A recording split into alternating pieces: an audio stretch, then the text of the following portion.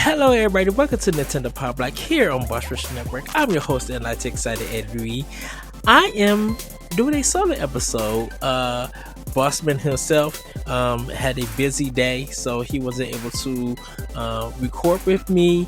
And of course, a lot of other people had things to do. So I am doing a solo episode with some great topics for you guys. I do have some things to talk about.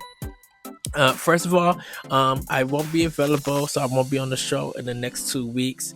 The next two recordings, one of them I will be at PAX West. The other one will be a work event. Actually, I'll be working. I should say work event that I'm going to be at unless me and Corey figure out something.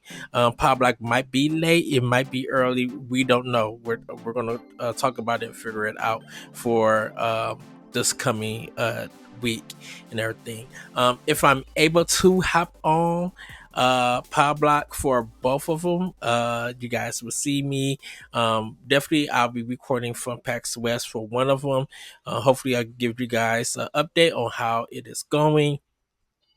I am going to be trying to go to the Nintendo booth on Friday for our media hour to see what they have at this time. I don't know what games is going to be there, but hopefully I could get my hands on like Metro Prime or Silk Song, whatever new that they have there. They'll probably have Dragon Drop. They'll probably have Donkey Kong Bonanza and Mario Kart 8 or Mario Kart World Tour.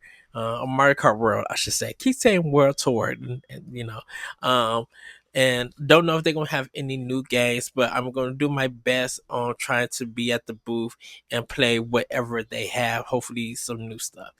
So I'm super excited by that. At this time, I got a lot of interviews at PAX West.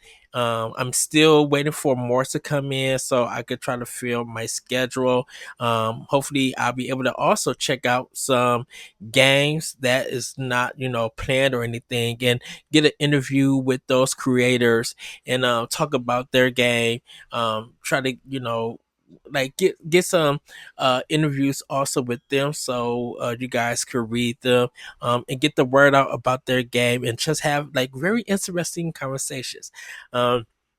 I do know that AA is gonna be there, so me and Cordy, she's gonna be coming with us. We're gonna try to link up, and hopefully we get to speak to Colin. If you guys want to know more about that, go to bossrush.net and read my article with Colin about royalty free for all. They're going to be having their Kickstarter soon. Actually, by the time you guys see this, their Kickstarter will be live for 3 new characters. So check out their work, royalty for all. You can check out the trailer. They were just at Evo this past few weeks, and so they're in the IGN video showing off their game. So if you guys want to check that out and look at it, please do. If you do want to support them, just type in AAAA Games, or you can check out Royalty Free for All. They are also on X, and I believe they're also on Blue Sky. So if you guys want to follow them, they do have a Discord. All the information should be in the article. So super happy about them being at PAX West. I'm definitely going to show them the article, and I'm definitely going to be trying to link up with them. So I am super excited about that. I I am there's some things going on at PAX West, everybody, that I can't reveal just yet. But definitely, I'm super excited to be able to talk to a lot of people. There's some new developers that I'm talking to. Hopefully some of the people that I got to see last year is here again at PAX West, and I get to talk to them again because I didn't have the right media to record our conversations. But now that I got my a recorder, and I'm bringing my camera also for pictures, so I'm gonna try to have better quality for my articles and stuff. That I get another chance to record with them, get their audio, and get everything transcribed and written so you guys can see it. Definitely going to be trying to promote Boss Rush at PAX West those days. So hopefully you guys check out those videos on Twitter. Those that follow me at that retro code. And I want to make sure that I try the tag Boss Rush in Nintendo Pow Block. And hopefully you guys can enjoy. If I meet special guests or we have good conversations, hopefully they'll let me record them. And just record them because I'm like, I feel like that's going to be a special moment.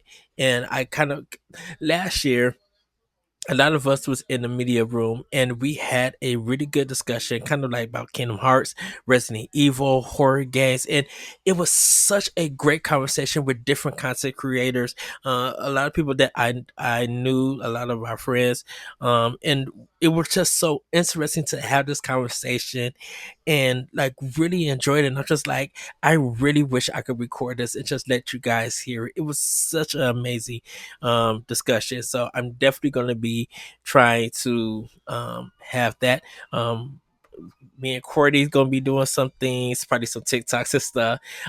Yeah, I'm going to try to be having fun, be presentable, and just literally, get people's attention, like help people recognize who Boss Rush is if they want to check us out. They want to come on our shows or podcasts to promote or just have great discussions about video games. I'm really going to be trying to do a lot to get our name out there. There's probably people who know us, but I'm going to be, I hope us as a team be able to get the word out on who we are, what we do, and that they could follow us and check out our content and show how much we love about games, media, entertainment, film, TV, music, the culture of the arts, pretty much.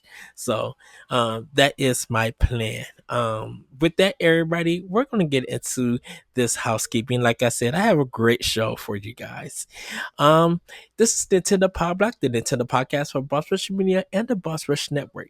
We record each and every episode live on Twitch, YouTube, and X/Twitter every Saturday night. So come hang out, be a part of the conversation in the live chat, and give us a follow while you're there. If you'd like to support Boss Rush, you can check out our Patreon. That's patreon.com/Boss Rush Network, where you could gain early and exclusive access to content like the Nintendo Power Block 1-Up Patreon show and Expansion Pass, become a Patreon producer, and more. As always, if you can't support us financially or join us live, your listenership and viewership is enough for us. Subscribe to Boss Rush on YouTube and hit the notification bell so you don't miss an episode.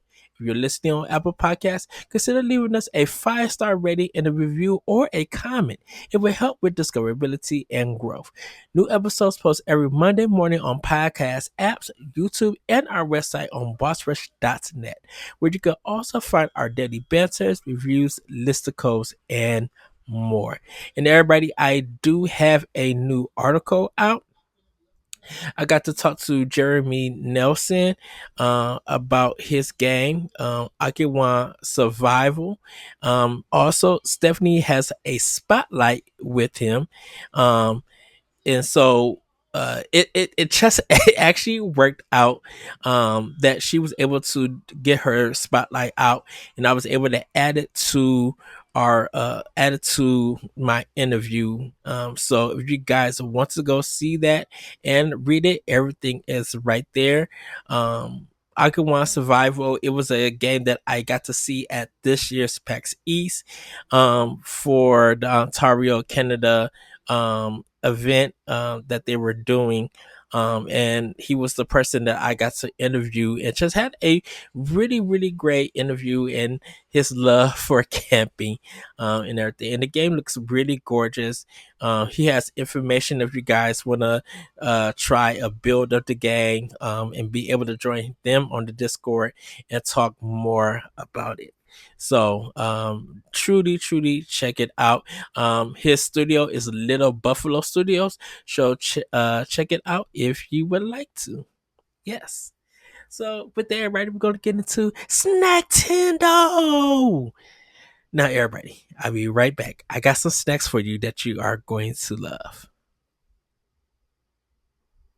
Okay, so everybody, I got to go do a little bit of shopping today. For PAX West, I got some new shoes. I got a new bag to put my clothes in and everything. And it's in Kenosha, Wisconsin, Pleasant Prairie, I should say. And they have an outlet mall, and everybody knows me. I go to the Adidas store when I go out there.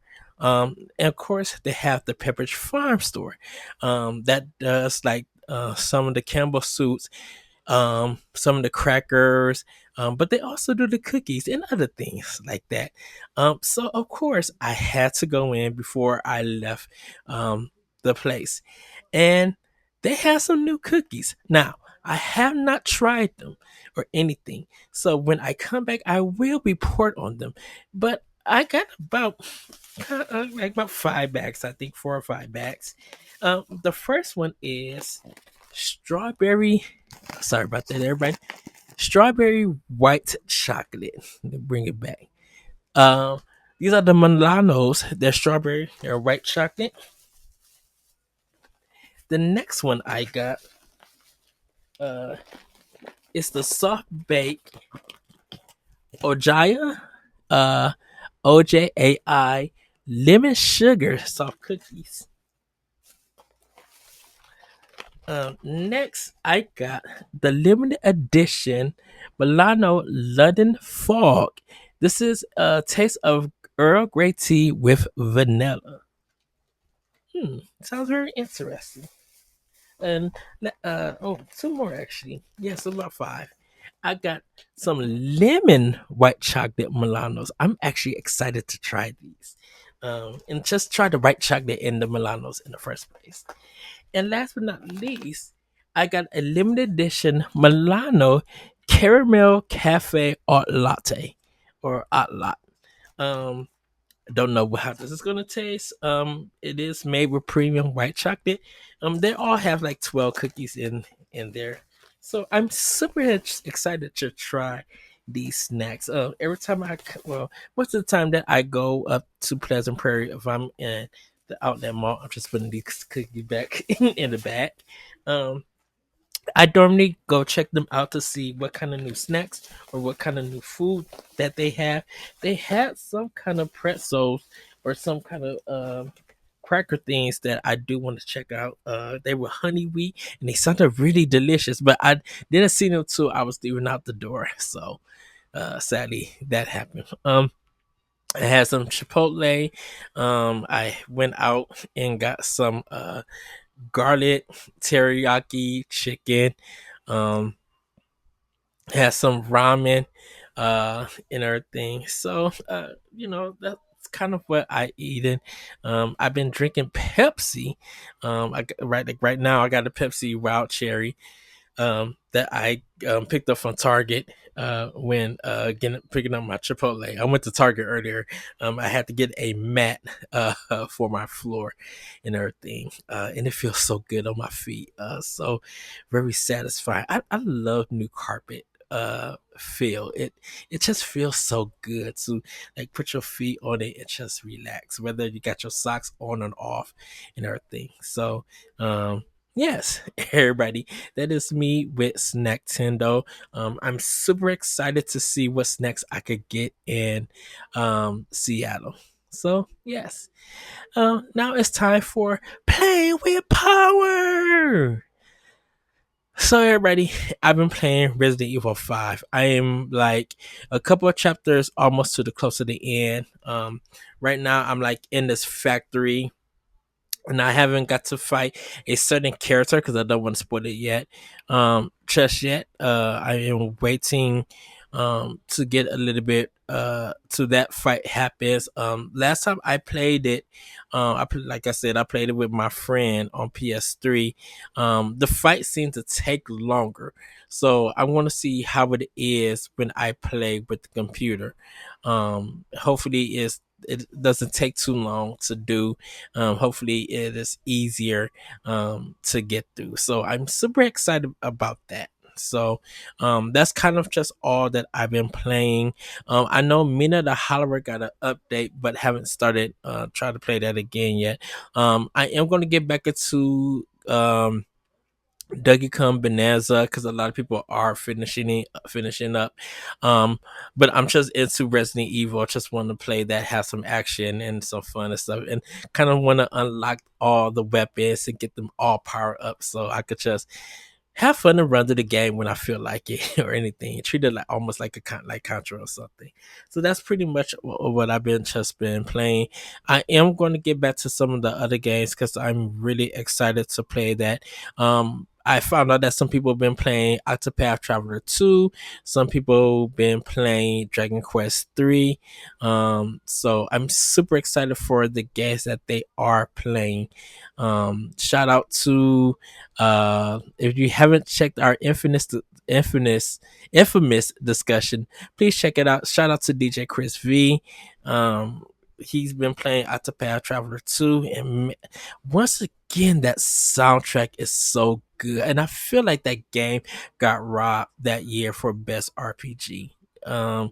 Like, man, when I look back on Switch, two of the biggest RPGs, for actually three of the RPGs for me, was one of these card games for Square Enix. I don't have, I can't remember the name of it, but it was a really good one. It was like this first card RPG game. Um, then of course Octopath Traveler 2. I love one. Trust me, I do love one. But two, man, the characters and the music was just super amazing. And of course, Xenoblade Chronicles 3. Oh my goodness. I was talking to Corey, and you guys probably seen this do one of our expansion pass that you guys could get for $1 if you want to see that early in advance. But I kind of was talking to him about um having a discussion about Xenoblade Chronicles 3 and Clair Obscure Expedition 33. Now, I need to get it back to Clair Obscure 33. I mean, I'm going to be getting back into that and playing it and trying to finish that game because a lot of people are playing it, especially when we get close to the bosses. I want to make sure that if the nominations for the games that we have, I played or experienced, and everything, because like right now it's like, man, Pipistrello and Curse Yo-Yo is like one of my Game of the Year nominations. Donkey Kong Bonanza is like one of my nominations, and I just uh I think Avowed came out this year and everything. I think that's, or that might have been last year. Let's see, Avowed for Xbox. And I know people are going to be playing the Gears of War uh, on PlayStation, and I kind of want to see how it is on. I kind of want to see. Oh no, Avowed this year. I'm sorry, everybody. Yeah, Avowed is one of my Game of the Year's nominations, and I think it's like the leading game for me for Xbox right now. But I want to finish Clear Obscure. Also, so like I do have an indie, I have a Nintendo game, I have an Xbox game. um I man I think Ghost of Yotai might be my PlayStation choice. But hopefully I get a PS5 so I can play it, because I have to play Ghost of Yotai. Ghost of Tsushima was just amazing in every aspect, every way. Definitely with the colors and how that game looked on PlayStation 4. And I believe people who played it on the PlayStation 5 for the first time were blown away on how beautiful that game is. So I'm super excited to play that. I know Hellblade 2 is getting a update. And that's going to be available on PlayStation 5. Also, I do want to play the update, and just have that discussion with Corey again about. I think that's one of the games that, like, when it comes to Xbox, and start bringing Xbox up, that we will not deny that it is probably one of the best games on the system. Um, just in everything.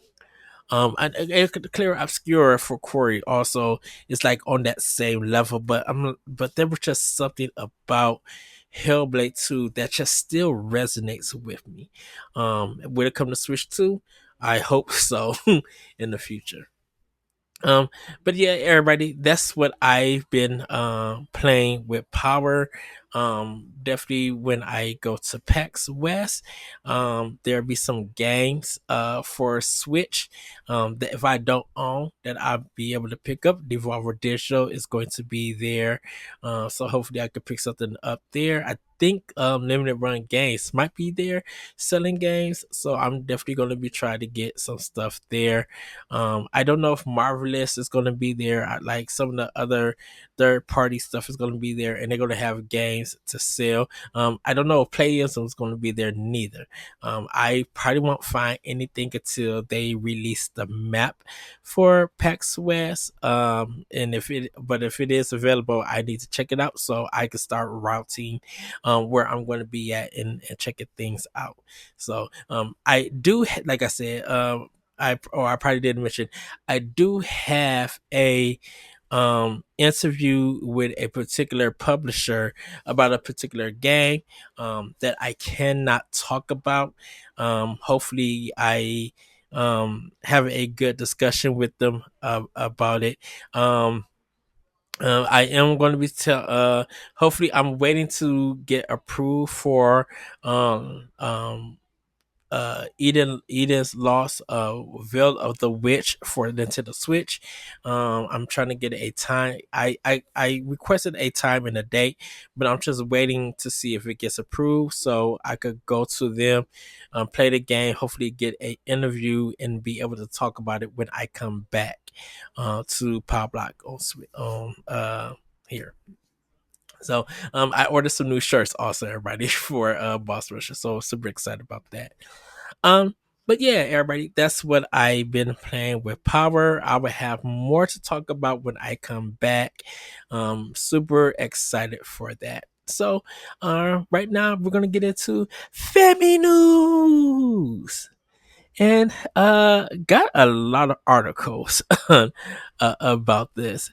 So the first family news I'm gonna go with is Nintendo partners with ISEA for competitive events. Interstate Scholastic Esport Alliance and Nintendo of America are partnering up to make competitive gaming more social, accessible, and rewarding. Students in grades 4 to 12 will be able to use Smash Ultimate, Splatoon 3, and Mario Kart 8 Deluxe for Switch and Switch OLED. They'll be able to play those games competitively. They're hoping to reach 80,000 players from elementary, middle school, and high school across 23 states. As part of this partnership, Nintendo will be supplying a large quantity of NSO memberships and download codes at no additional cost. So we know that Nintendo has kind of, they want to control their tournament stuff, or the way that people use their games for tournaments and stuff. There was a story in Japan that some events had to be canceled because they didn't have permission to use their games. But I think they're now trying to work with them to get the permission for next time and use it to play games and stuff and have these tournaments. The ISEA president, Danielle Johnson, has said, "We are so excited to partner with Nintendo as we continue to grow and expand competitive gaming opportunities for students across the country. Games are a fun commercial experience. We want to make gaming accessible to as many students as possible, regardless of their previous gaming experience. School-based gaming programs connect students that may have not been involved in social competitive activities before, and every student deserves a place to belong at school. These programs not only raise student attendance and achievement, but also help students build healthy relationships that can last a lifetime." For more information on ISEA and state esport organizations, you can visit their official website. So, yeah, I think they kind of just want to get more people into esports competitions. So, to be able to partner with Nintendo, that's really cool. And this is coming down sometime later on in the year. A lot of places school is starting, so there's not like an official date as of yet, but definitely with Smash being the big thing, definitely with Ultimate, I think a lot of kids or I should say students, of various kinds could come together and play that game and have fun. And then when they have their tournament and stuff, they can show off their skill and win different prizes. Maybe just a scholarship, or there may be a lot of stuff that's in there we don't know at this time. But they just announced that they had a partnership, and I think this is pretty cool. Because of course school is there for learning, but it's good to use games as a way to be more social. Of course, we think about the pandemic where our social lives kind of got, I won't say taken away, but they got restricted. So you pretty much was like in the house just talking to the family. Or if you were talking to people, it was online. It was hard to talk to people face to face in public because of some rules and people taking precautions during the pandemic. But now that life seems to be getting somewhat normal, not fully normal, it's the social aspect of people might have that fear of being social because of catching COVID and stuff, or they have gotten used to being alone or just with another family member and not with their friends and stuff, and it's taking a while to get back into that space. I think definitely with Smash, people can have a fun time and laugh, learn combos, study them, help train other people, and be like, you know what, I'm gonna take that skill, I'm gonna learn this, I'm gonna time this, I'm gonna take it home, see if I can fight the computer or others and better myself.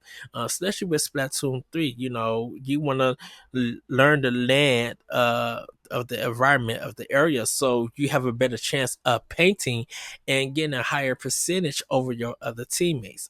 Definitely, if you're going to be working together as a team, finding another team, maybe across the world, or against other players and stuff that's like right, away from you and everything. So there might be like private matches and stuff.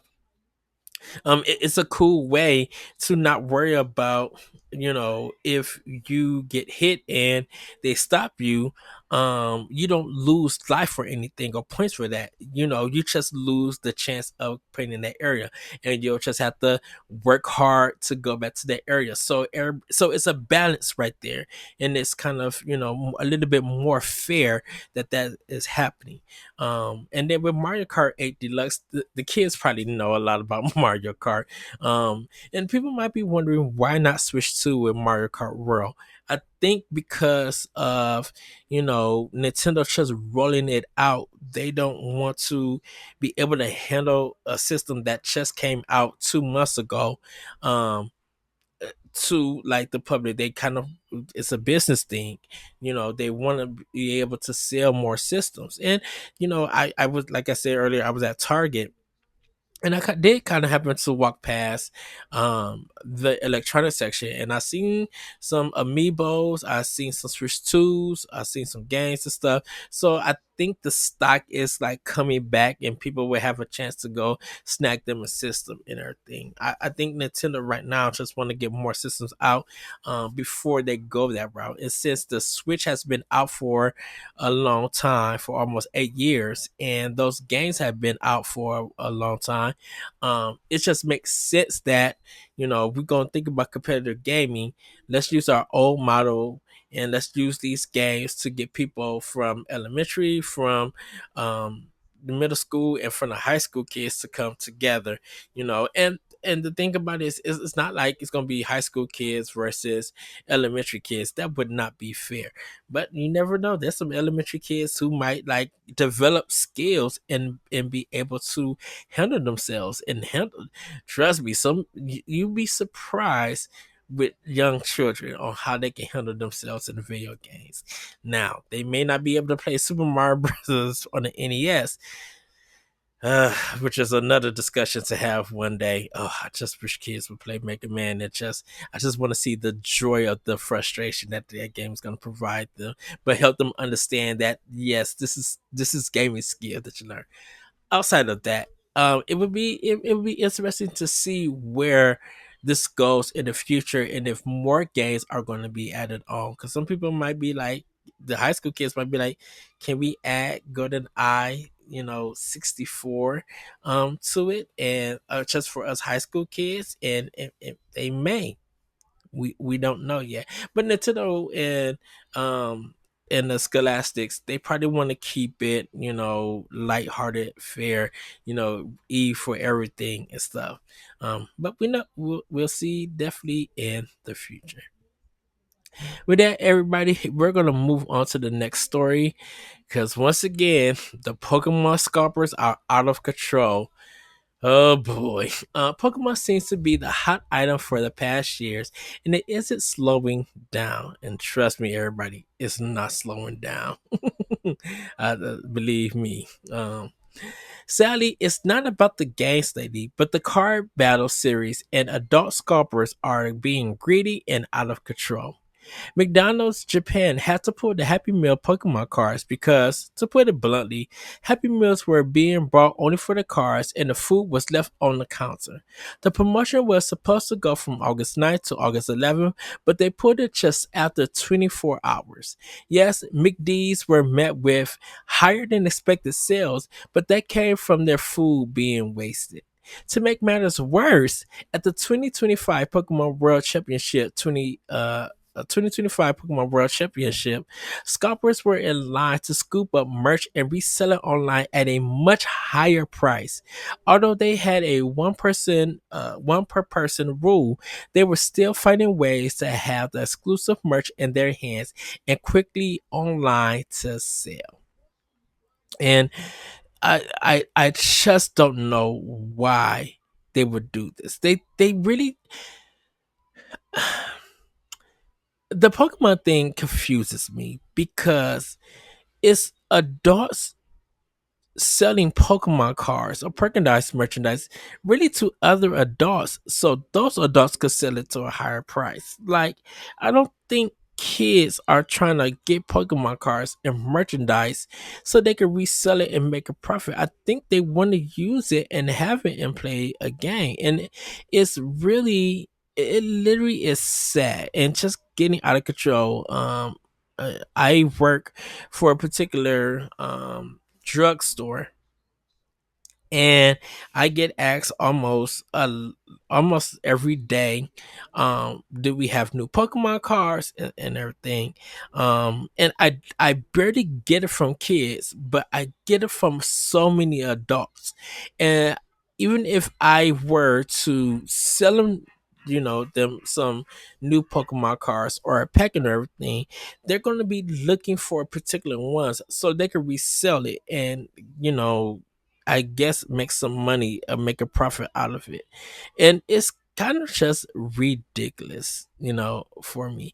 On Nintendo Life, everybody, if you go to their news section, you can see the Pokemon picture with all just these Happy Meals just laid on the counter, and it's ridiculous. For the Pokemon merch, someone out of context Pokemon at OOC Pokemon on Twitter or X, he said, if your main purpose of attending a Pokemon World event is to rob Pokemon fans the chance to buy the things they saved up for just so you can sculpt and resell them for 20 times more than the original price, then you deserve to be banned from attending official events. And he retweeted Jose Mauricio TCG selling 2025 World's Bear Walker and Shiny Gyarados statue, $1,000 on Bear Walker and $600 on Shiny Gyarados statue. Payment up front, Zelle, PPFF, Cash App preferably. PM me if interested. Thanks. And it is, the way that I'm looking at them, I guess, like it I guess, yeah, it looks, But that's on him and everything. How he got two things, I don't know. I thought he was only supposed to get one. I don't know if they said that you could buy one of everything, or and stuff. Poké Duels TikTok on X said cops had to get involved because people were getting pushed to the floor. And he retweeted his own. If you're trying to get the Arcanine merch from Pokemon Center, good luck. And everybody, this was on August 13th, and August 12th. So this just this past week.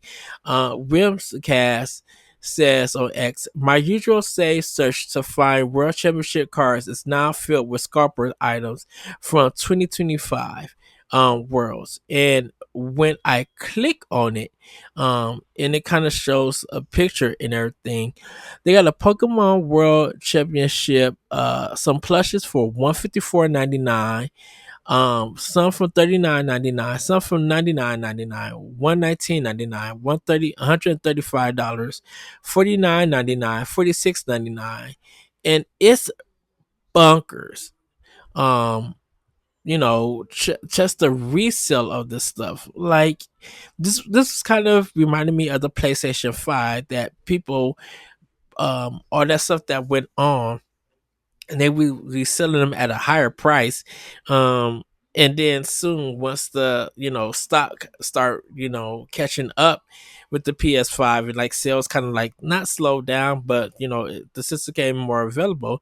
The scalpers and everything who bought them all is stuck with so much inventory because nobody was buying them and everything. Some few more tweets on X. Azulite, at Azulite underscore poke said, probably the worst Pokemon censor ever. Monster people trying to stampede and grab the Arcanine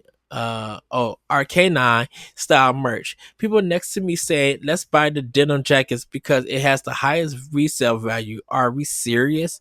And he put a emoji face with the eyes closed with the mouth. Um, and Dom Silver Dragon at Silver Dragon says the Pokemon Center gave me Black Friday flashbacks, and it just shows all the craziness that happened. And then if you go to Nintendo Live to check out the story, the Pokemon Company provided some images on what they would have there. So um yeah, I really feel bad about the Pokemon stuff because it's to me it's disgusting. I know it's a business thing. I know people are trying to use this resellability, or not resellability, the resales to make money off of it. I used to deal with this at Toys R Us, that people would buy certain Hot Wheels so they could resell them at a higher price. And we would have people come in every day. One particular guy, he would come in every day just to see what kind of Hot Wheels that we have, and he would ask if we got a box that's closed, if I could bring it out, or if someone could bring it out so he could search through it. And it's just it. Even with some of the Comic Con stuff that Toys R Us was able to be getting exclusive toys from them and everything, people would come in so that they could buy it and hopefully resell it at a higher price. And it does with video games too. Definitely with retro video games, definitely Nintendo first party games. That if there is a prime unused or sealed copy that they could sell, they'll sell that game at a higher price, because everything will be in it, like the CD, the disc, like, and if it wasn't used, they'll you know games that were like 50 or 40 or even $30, they would triple or quadruple or just do whatever with a high market price, just so people can have it in their collection and play it and make a profit for it. And I just kind of think that, you know I'm not going to say it's disgusting or anything, because people have the right to resell items that they brought. But I think, like, the Pokemon Company, and not so much Nintendo, but mostly the Pokemon Company, because they control their merch and stuff. I really think they should put on these cards not resellable on them. Even if people feel like it's going to cost the value down, I think they should not be resellable. Because the thing about it is that they won't be able to sell it online because it says not resellable, and they will have to take them down. If they try to go to a event or something and try to sell them, they may get busted and taken down because they're not supposed to sell them. They're only used for trading and stuff. So, um, I would definitely be interested to see what happens in the future with more Pokemon stuff. Definitely with Legends ZA coming out. And we get stuff for, maybe we get some cards or merch from that. It's going to be interesting to see what happens from that. But I just, it's just sad to see, definitely with the McDonald's stuff, because adults are buying these Happy Meals for the, just for the cars, and just, and you can literally see that when has grown man as an adult, and people with a business mind who's been working at a place for a long year will kind of recognize their customer base. They should kind of recognize that, hold on, wait, you don't have no kids. You don't have no kids. You don't have no kids. You don't look like you have no kids. In fact, you have been in this place. I have seen you through the drive through. I have seen you order stuff and come pick it up and everything. I not not saying that I'm stalking you or anything, but you have left a trail on how you do things in our store or at a restaurant, because you are a returning customer in a sense. And so I know all you've been ordering is a number 6 or a number 5. There's never been once that you order a Happy Meal. In fact, we have had other toys that you have not brought a Happy Meal for. So why with this Pokemon you want to get 5 Happy Meals? Just out the blue. And you can't say budget because you've been buying some McDonald's stuff about 3-4 times. If people would love to do that, they've been leaving a trail. Trust me. I'm at my new store with my job, and I'm going to end up recognizing returning customers, and I'm going to pay attention to what they buy, because I'll be like, yeah, this person is this person is that. I know what they do. I know how they act and everything. Trust me, it's going to happen. But we're going to move on to our next story, and I'm kind of not concerned, but kind of hopeful for this one. Tekken 8 could come to Switch 2, but it would take a lot of work. In a new interview with Eurogamer, Tekken 8 director Kashira Harada had discussed about Tekken 8 or had a discussion about Tekken 8 on Switch 2, and responded that it's an interesting business option and not off the table, but it would take a lot of work to get it to work on the hardware. He feels that it would make a good business decision that could help the franchise grow with a new audience, but the amount of work doesn't make it an easy decision. So pretty much they may have to build it from the ground up, or try to work with another porting team to help them get it on, because it is Unreal Engine 5 and the game wasn't designed to be on Switch 2. Definitely with the hardware specs. And since this is a new console, they would have to learn the inside outs and stuff, and learn the engine, not the engine, but learn on how to develop for the Switch 2. But if they can make it happen, if we do, and this is not to confirming that Tekken 8 is going to happen, because it may never happen or anything, but I would love to see Tekken 8 on Switch 2, to have it on the go, so I can work on my own scale and hear that banging soundtrack. Tekken 8 got a banging soundtrack. It's so good. So I hope this does happen. If it does take a lot of work, hopefully when it does come out, it may be $70, it may be $60 or $70. I say 70. I hope people go out and buy it. Now the question is, would it be a game key card, or would it be a physical, or just a digital version only? That part, if it ever happens, we don't know. I'm leaning more to a game key card, because I think of how much data this game is going to have. in it, and it might not be enough to fit on a cartridge.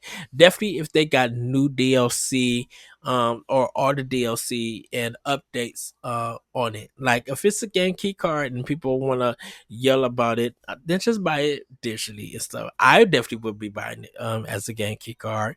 Um, I won't have no problem with that because like I could see some new artwork on the Switch 2 box and stuff. And knowing Tekken and knowing um that like Smash and everything, we could probably see some extra stuff on there in that game that's only for Switch 2. Like I would definitely love to see what they have.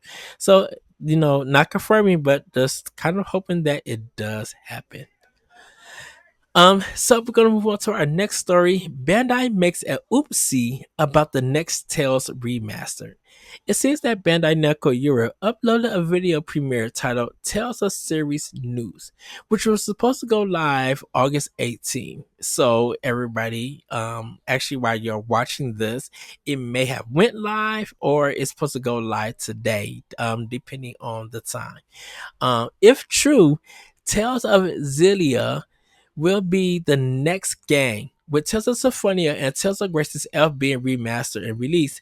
Xillia, which has two games to its name, could be the next one in line. And so, we could just get the first Tales of Xillia. I know that I did get two like a few months after the game came out. I believe that's what happened, or it may a year. Tales of Symphonia did the same thing, but the thing with Tales of Symphonia is that it came out on the GameCube, and Tales of Symphonia 2 came out on the Wii. But there isn't a collection of those games just yet. I think if they decided to do Tales of Symphonia 2, then we would get it. Tales of Graces, um, the F is like the new updated version, for it, and so Tales of Graces is I think the original version that never came out also. So not much to report on. But Tales of Xillia, or Tales of Xillia does come out or does get announced. Yes, I have to get it on Switch too. I just have to. And if they decide to put both games on, it's a bang for my buck. Now, would it be on a cart? Don't know yet. If they decide to go to once again with a game key card, for me, I'll get the game key card. I have no problem with that. And it's a game that I really want to play and go through. I never got to play it all the way through on my PlayStation. So now that if it comes out, I will have a chance to play it. So, we got one more story. NSO Expansion is releasing the next GameCube title this week. On Tuesday, August 12th, Nintendo announced a little GameCube title called Chibi-Robo, and it's arriving on the GameCube NSO Expansion Pack on Switch 2. This 2006 action adventure game was the debut for the Chibi-Robo series, and although it's a cult favorite, it didn't become recognized until later games in the series. Now, more gamers will have a chance to play this game. So, which was funny. So, backstory about this, everybody. Me, Pat, Wolfie, and Matt and LaRon, we were recording Boss Rush podcast, and just out of the blue, it happened to be on Twitter that they announced this game, and I'm like, oh wow, Chibi-Robo is coming, and I was super excited that it is coming to GameCube. I never got to play it. I know that it wasn't a lot of sales for this game, but it does, like I said, it does have a cult following. So I'm super excited to be playing this for the first time on my Switch 2 on NSO. Like I'm truly want to see how it was, from 2006 and how I ended up missing this game. So super excited for that. Um, so everybody, that's gonna be it for Family News. And yes, everybody, it is dropping this Thursday. So if you are an NSO expansion pack member, and you own the Switch 2, you would get that game for free. And hopefully everybody would get a chance to play it. There probably will be doing reviews about it so that people know how the game is on the Switch too. And everybody, all of these stories came from Nintendo Life. So you want to check more about it, you can go to nintendolife.com and check out their news section. With that, everybody, it's time for Pack Watch. Yes. On August 17th, we have Neon on light. Let me get this right. On August 17th, we have Neon on Lightning Edition. Get your neon cables out of knots and connect them to the right light source to create amazing neon masterpieces. In Neon On, the colors are the key to each puzzle. Every box needs to be connected to the socket of the same color, otherwise, it won't work. Some boxes even require combining a couple of hues to create a different color. On August 19th, Shantae invents Risky Revolution. Shantae is back in an adventure 20 years in the making. The nefarious pirate Risky Boots has a groundbreaking new plan that will leave Sequin Land spinning. By rotating the continent, she can move anytime right to the coast for easy plundering. As Shantae turned the tectonic tables on Risky by taking control of the land itself. Shift, twist, navigate, and explore by swapping between mix and match multi-layered levels. Hair whip and belly dash your way through scrambled lands, misplaced tiles, monster-filled crypts, and daunting labyrinths. 6 creature transformations, fierce boss battles, and a 4-player versus mode awaits. So you guys can play this on Switch 2 and on Switch. Same with Neon on Lightning Edition. On August 20th, Discounty. Manage your own discount supermarket. Get caught up in small town drama, organize and plan your shop's layout, and strike lucrative trade deals as you expand your secretive aunt's business empire. Selling more frozen fries will surely heal this broken community, right? Step into the quirky harbor town of Blomcast, where your aunt has entrusted you with managing its only supermarket. Design and organize your shop, manage stock levels, work the checkout, and strike trade deals. Build relationships with the charming locals and grow your business empire with navigating community dynamics. Use every tool at your disposal to expand your business, but be mindful. Rebel growth might ruffle a few feathers in this tight knit community. Will you pursue endless profits? Will you pursue endless profits, or find a way to benefit everyone in Bloomcast? Discounty also has a demo that you guys can download at this time. So if you're willing to check it out, go ahead, give it a download. It's going to be available for Switch and Switch 2. The Nintendo Parental Control app update for Switch and Switch 2 is live, so you guys can check that out. Um, so yes, there's a story about it on Nintendo Life, but yeah, if you guys are using that app, there's an update now for the Switch and Switch 2. Um, I don't have any questions, but I do have final thoughts, and not such a long episode this week, everybody. But I do have a final thought, and I'm going to be doing an expansion pass on this one, probably a solo one, about it.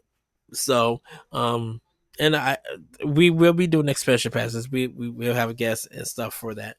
Um, but a particular organization um upsets me because they kind of do the most, and you probably already know the story, so I'm not going to call out their name until I get into my expansion pass, because I kind of want to get the history and talk about them, and um just see why they keep doing the most, and why the most that they do has to deal with Nintendo.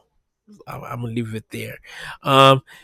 David posted something on Twitter about it, and I kind of sent a message saying to it, and just expressing my feelings about the thing, and I just I did say I'm so sick of them about it, so people could probably figure out who it is. But um, I really need them to stop. They're doing the most. This organization, I'm hearing some other things from about them, which is interesting. So I want to read and study more about it before I get into that expansion pass. And you guys will get to hear me rant and ramble about that in the future. But yeah, I was when I seen the news, I was just like, oh. Why? Like I haven't heard about them and them attacking Nintendo in a long time. So I'm kind of just like ready for them to go somewhere and stop doing this nonsense because they don't pick on any other video game company or anything. They're always picking on Nintendo and they do it at a late time and stuff. Like this news about this character and everything has been out for a long time and now you want to say something about this character? go go sit down somewhere and put on your dunce hat. Like I yes, I would get more into that. But everybody, that's gonna be it for Nintendo Pow Block. Like I said, not a long show today. Thank you for watching or listening to this episode of Nintendo Pow Block. If you join us live, follow or subscribe to the channel you're watching if you haven't done so already. If you're watching us on YouTube later, like the video and leave your comments with your thoughts on today's topic or leave one of your own we can discuss in a future episode. If you're listening on Spotify or Apple Podcasts, consider leaving us a 5-star rating and a review. You can support Boss Rush on Patreon at patreon.com/Boss Rush Network at a tier that's right for you. You can even follow for free and gain access to our base shows on one feed. Everybody, once again, I won't be available for the next 2 weeks, but I'm going to try and do my best. Hopefully, I can be here during the week of PAX. If not, please check our articles on bossrush.net for our PAX coverage. In fact, still check out Boss Rush even before and after PAX for more content, our banters, our listicles, our reviews. We have a lot of stuff coming down the pop line. We're probably going to be getting ready for the bossies, but there's just so many great games that are still coming out. This week that you guys are watching, I believe Gamescom is going to be live. I think ONL, something Jeff Keighley is hosting. We're going to be trying to watch I'm going to try to watch and report on it. Nintendo Direct, maybe? Question mark? Who knows? But with that, everybody, have a great week, have a great weekend, and I'll see you next time on Nintendo Pow Block. Bye, everybody. Woo! Let me try it again. Bye, everybody. Woohoo! If you want to see how you can become a Patreon producer, head on over to patreon.com/BossRushNetwork. The Patreon producers for this month are Adriel Munger, Austin Campbell, Celeste Roberts, Sana Dierig, Francisco Santillan, Matthew Keel, and Christian S. Thanks for your continued support of the Boss Rush Network.